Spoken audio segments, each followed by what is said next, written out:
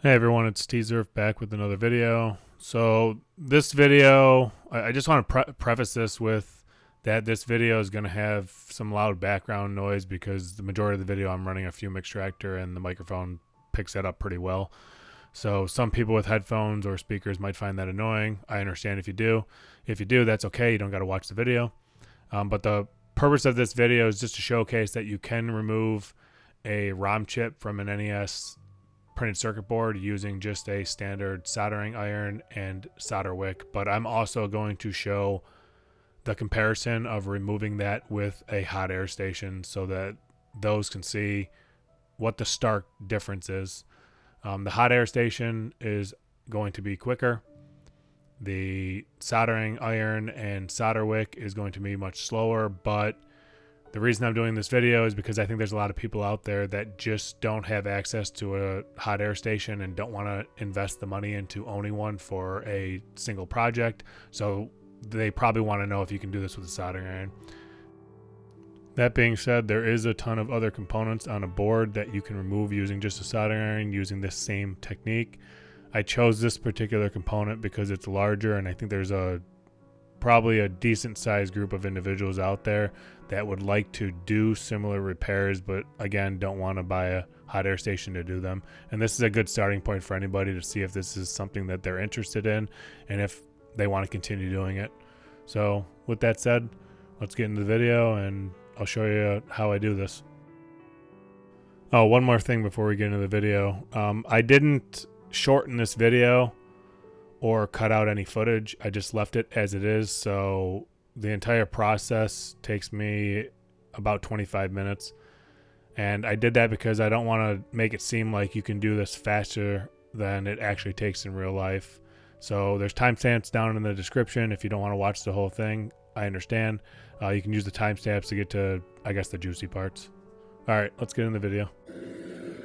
All right, fume extractor's plugged in and going. Let's go ahead and start wicking the solder away from these pins.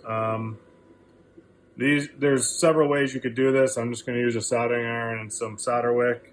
Hot air would work a heck of a lot quicker, but I realize that some people don't have those tools and they might be interested to know if you can just do it with basic tools, and the answer is yes, and I'll just showcase that and struggle a little bit. You might need flux added to these. It really depends.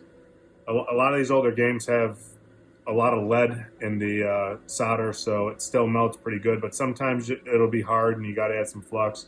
I'm just going to start with the solder wick and see how this goes. If it doesn't go well, we'll add some flux and move on.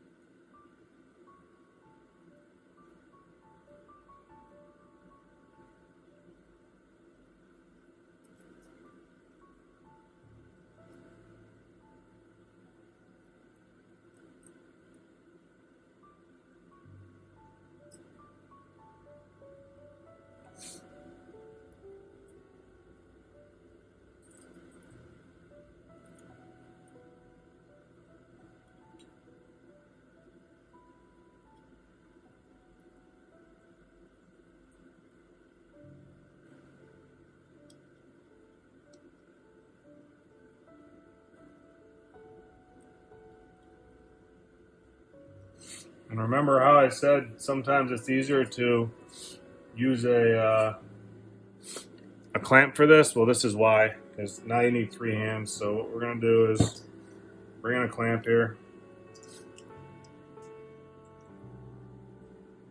We're going to clamp this side down.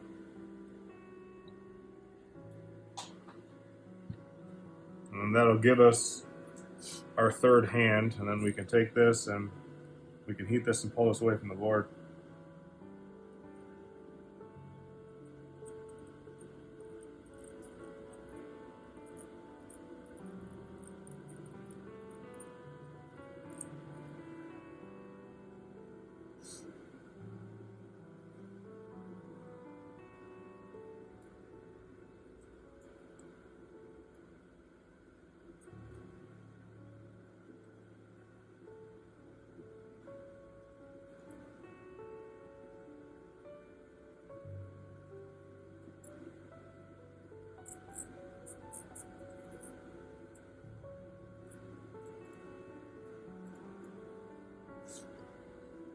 All right, so we don't got them all out.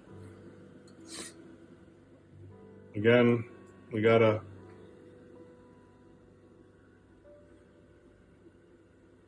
grab some solder wick and go back in and do it some more.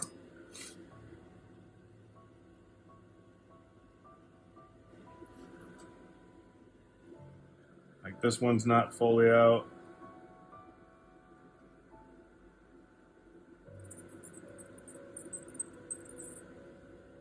Either is this one.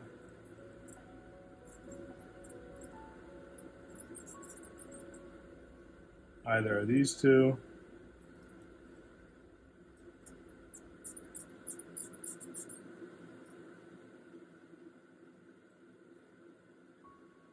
Alright, that solder wick is getting pretty full of solder, so let's get a new piece. And we'll just do the same thing.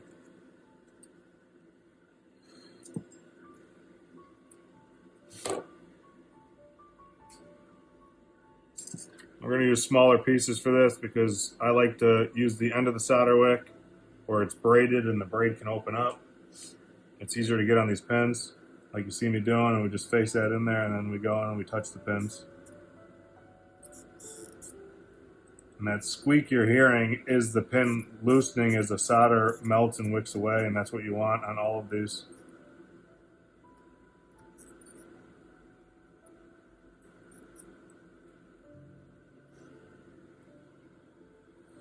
You can't see. Is that one done? No, it's not.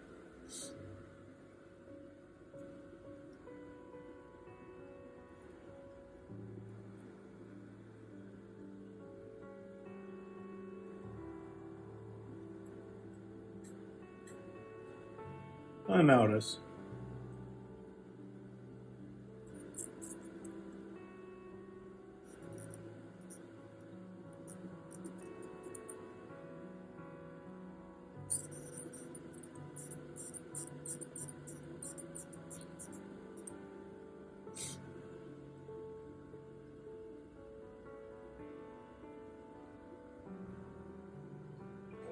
Like, that's a really good thing to do.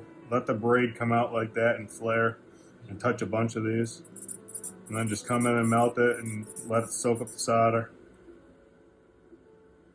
Of course, when you do this, you have to heat this up and pull it away from the board, otherwise it gets stuck, but that's okay. And let's clip this off and do it all over.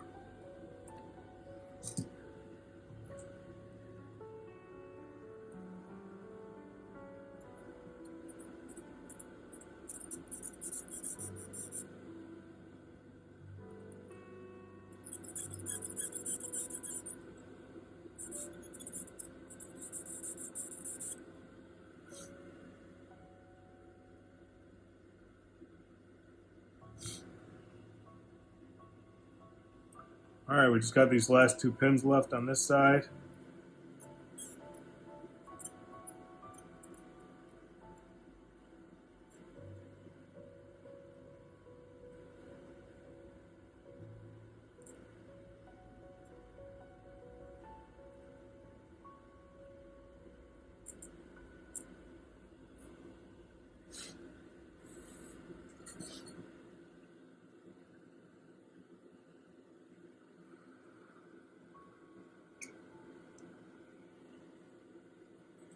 And what you should be able to see here is that these pins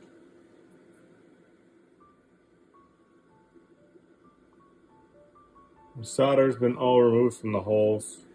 And they may not move completely, but they don't have to. We can reheat them up with a soldering iron once we get the other side done and pop this through.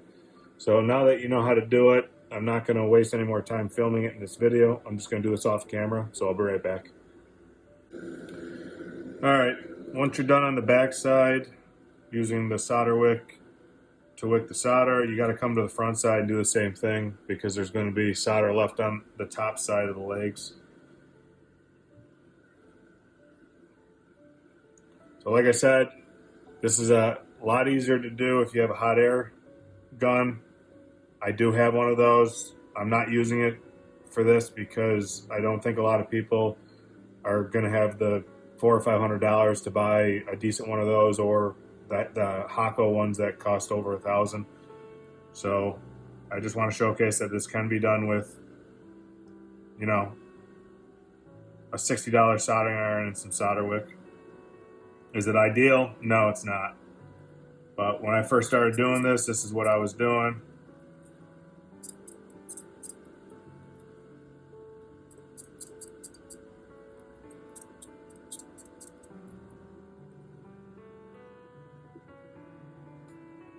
And what I'll showcase is on the second game here, I'm not going to use this method. I'm just going to hit it with hot air and pull the chip out,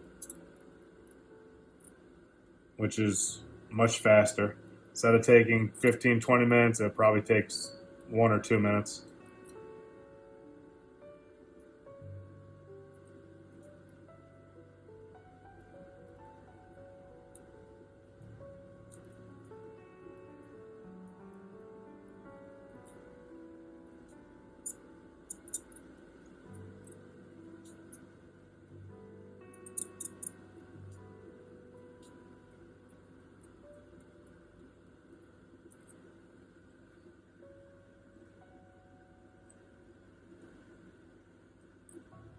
All right, we're going to turn this wick around. We don't need a new piece of wick yet. I'm going to rotate this, and we're going to hit this side now.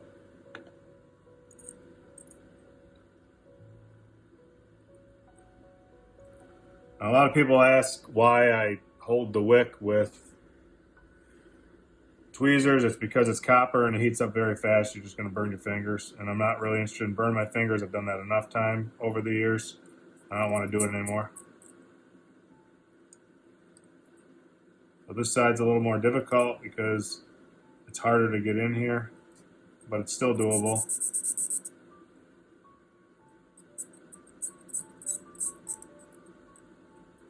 And you can see this solder wick is changing colors. It's going from copper to a gray shade, which means it's soaking up a bunch of solder. At some point, this will stop soaking up solder, and when it does that, you'll be able to tell, and you just need to grab a new piece.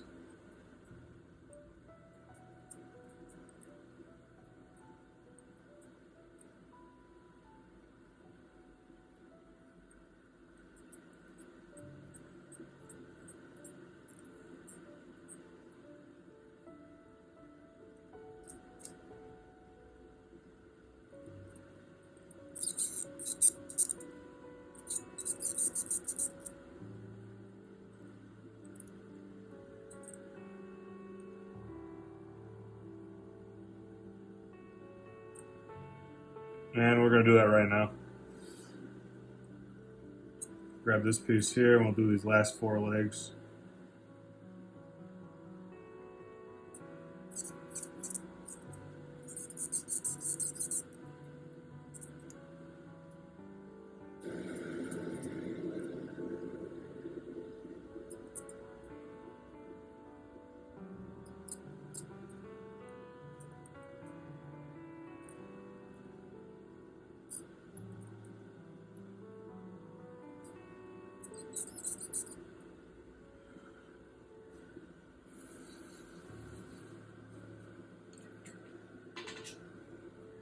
All right, once that is done, ideally, you would love to just flip this over and shake it and have this fall out. The truth is that's not going to happen.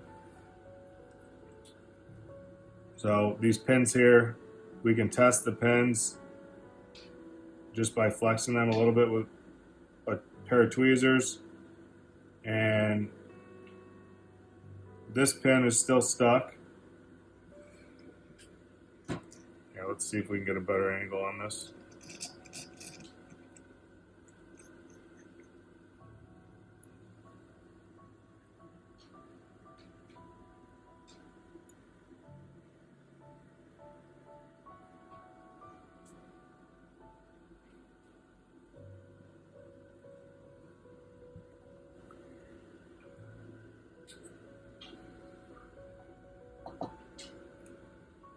So what we're going to do now is we're just going to go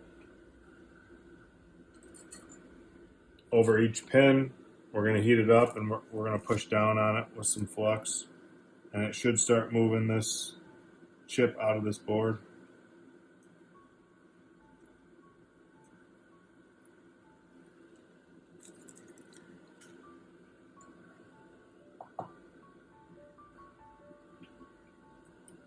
So you could pull from the bottom side too.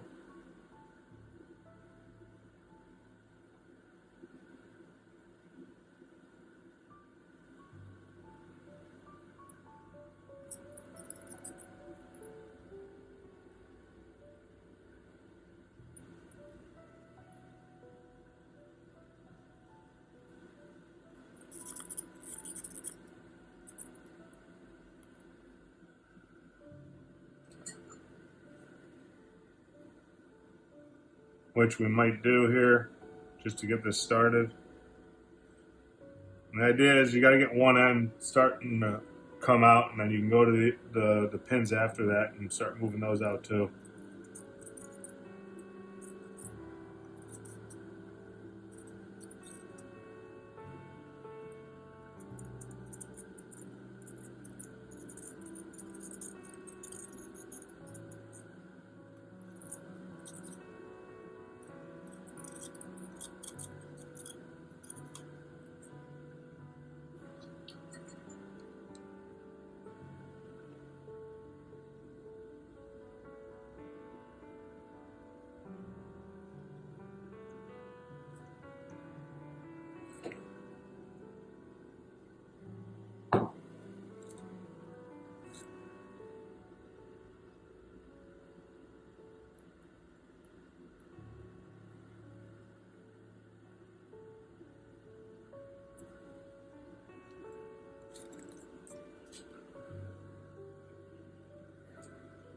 Alright, we got to get this solder to move, so some flux on the front side.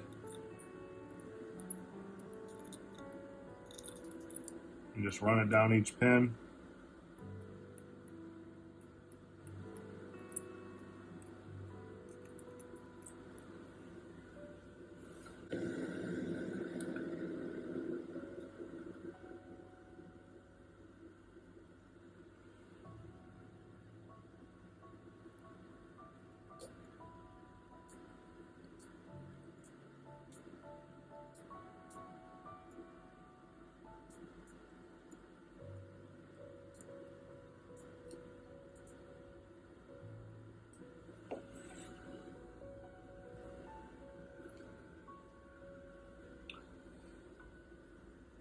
And then what you want to do is push some solder wick over each one of these pins like I just did, and just move them back and forth, and we'll suck the last bit of the solder out.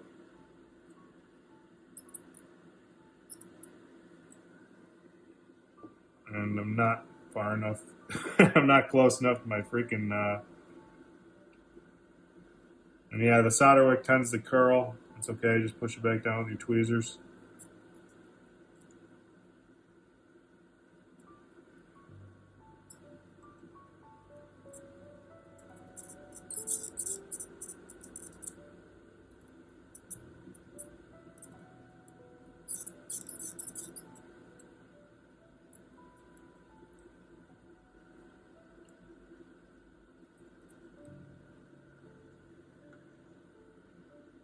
And that looks super clean.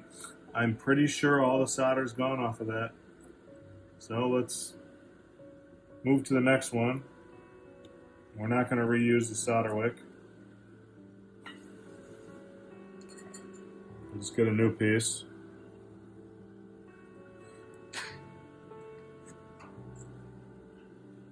And we'll do the same thing.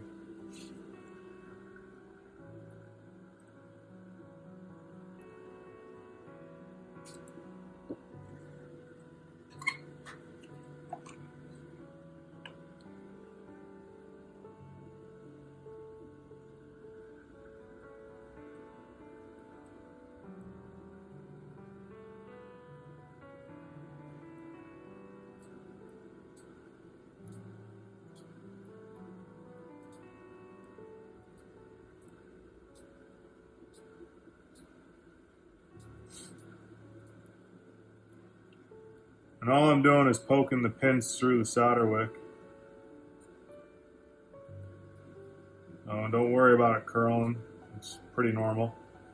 Just push it down the best you can. And then bring in your soldering iron and start hitting each pin.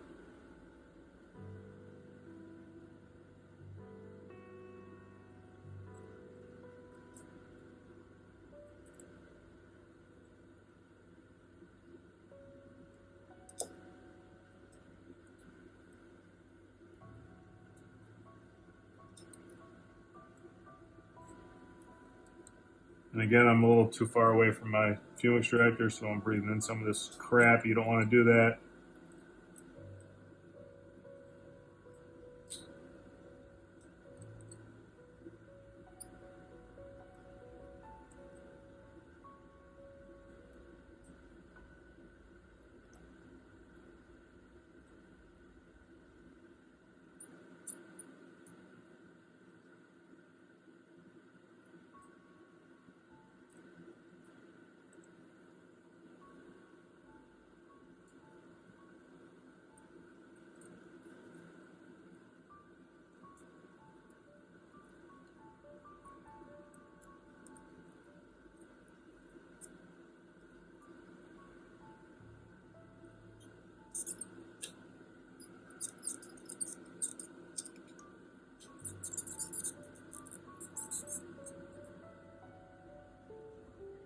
All right.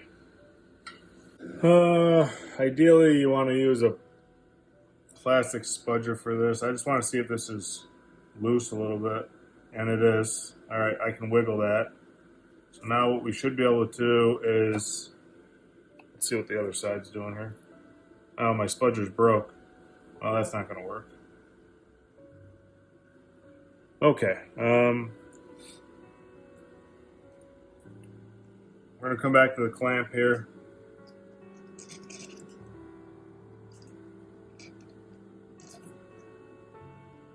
I'll clamp this in place. I'm just going to get my tweezers just underneath this. We're not going to really put much downforce on this because we don't want to rip it out of the board. We want it to come out easy. So what we're going to start doing is just moving these pins around.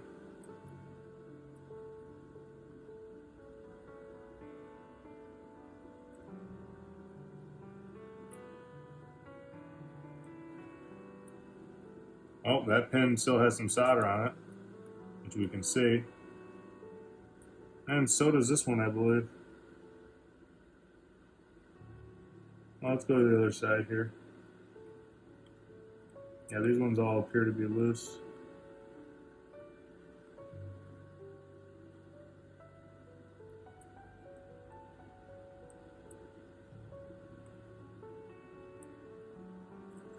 All right. So we got two pins here. This one and this one that still has some solder on it, which is okay. And as you can see from the front side,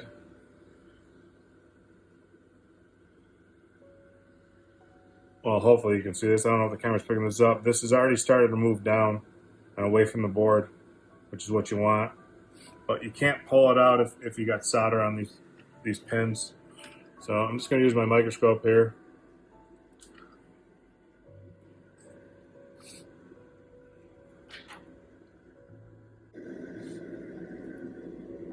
All right, so I'm just going to show what this looks like underneath the microscope so you can see that it doesn't take a whole lot of, well, my microscope's not turned on.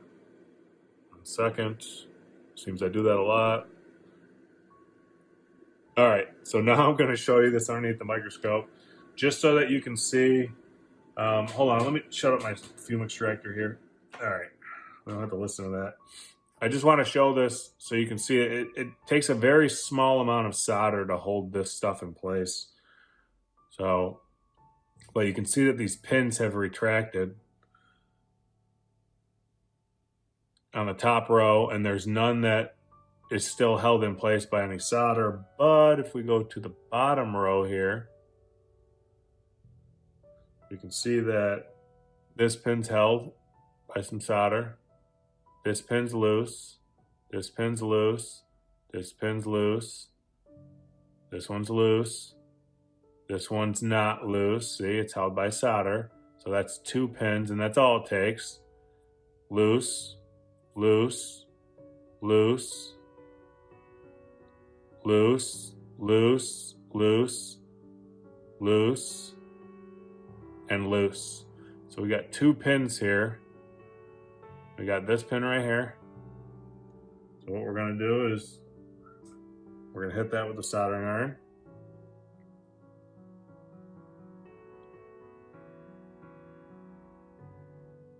And you can see it's boiling that solder in there. And I believe it was this pin right here. And so this pin's got a lot less solder on it, you could tell, because of the way that it flexes. So what we got to do is, well, actually this one came loose, but the other one didn't. The other one, there's too much solder in there.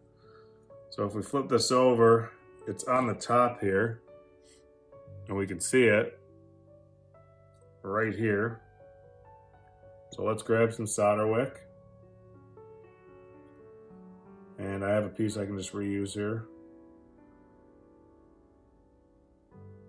And we're gonna put this down in there, and we're gonna hit this with the solder wick, and this should suck out that solder, and then this should come right out of the board with ease.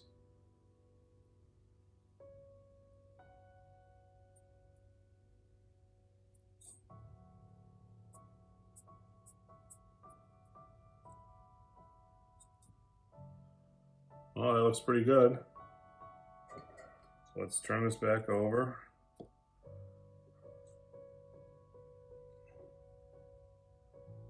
And I believe the one that we were talking about is right.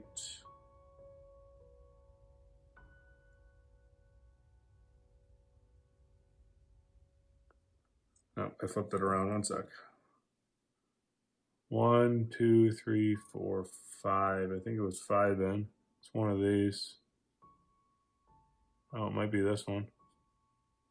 Okay, we can see the solder drop out of that. And see how the whole thing's moving now, and my solder iron doesn't have to sit on top of it very long. Okay, so we're gonna get out of the microscope here. Oh, actually, hold on. Well, yeah, we are, because I can't film this under the microscope. So we don't need the microscope anymore.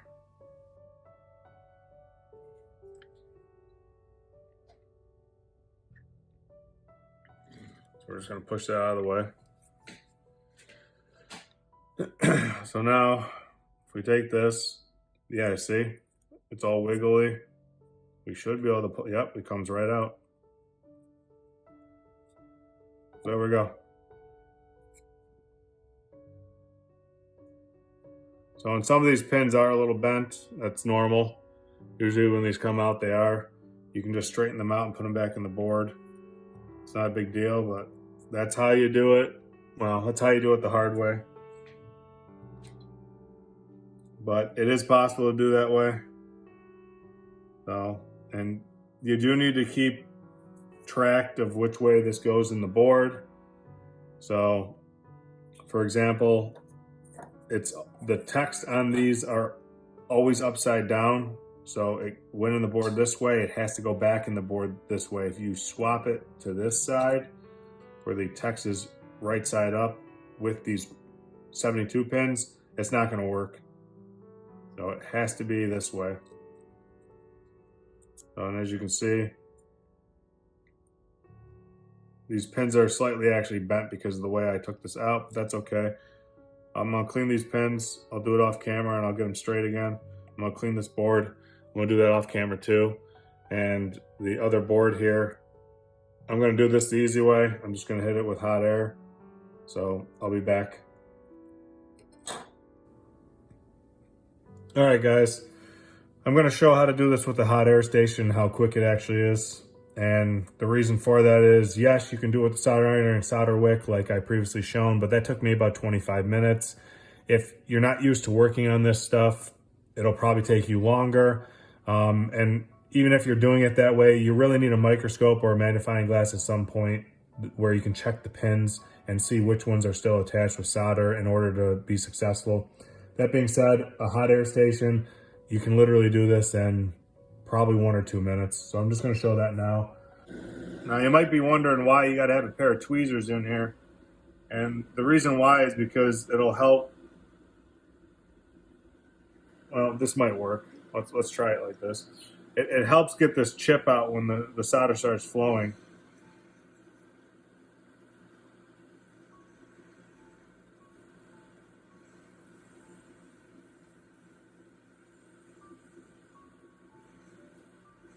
So we just want to heat up this board, and this is a lot to heat up, so you might have to turn the hot air station up to like 425, because we don't want to cook the board here. We just want to heat up these components ASAP and be done with this.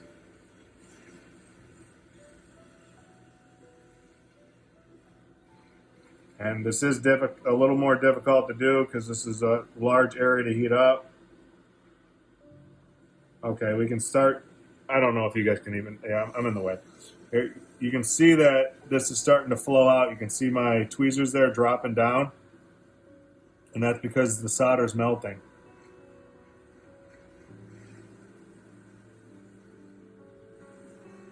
I'll just keep going in a circle, or a square, or a rectangle, whatever the hell this is.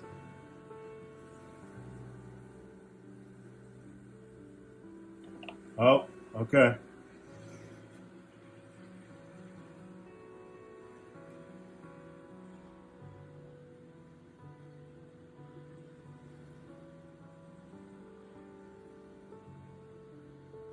And we're almost there. There it is. And that's how easy it is. And this is why a hot air station trumps a... All right, it's going to get loud here for a second. It just trumps a soldering iron and solder wick. So even on camera, that only took me 3 or 4 minutes to do, using my left hand, which I'm not great with. And yeah, the board's not too warm. But we can take this off, and you can see, you know, it comes off clean, comes off easy. So, yeah, you have solder left in this joint, so you either have to use a hot air station to put this back in, or you got to remove all that solder, and I would just use the hot air station. All right, guys, so we just got some B-roll here while I talk for a minute. That's the video showing the difference between using a soldering iron solder wick to remove a pass-through chip on a printed circuit board versus using a hot air station. Obviously, the hot air station is way faster and is easier to do.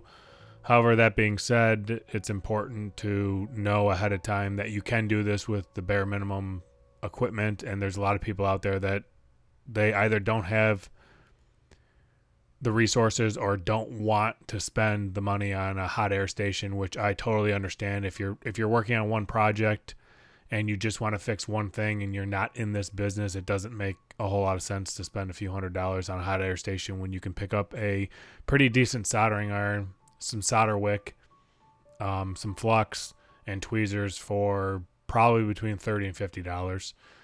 So that was the purpose of this video. There's other components that you could obviously remove with a soldering iron that a hot air station is typically used for. Maybe I'll do some videos on that in the future just to showcase that, so that individuals out there that don't have a hot air station can do those repairs on their own. But that being said, thanks for watching, and I'll catch you guys in another video.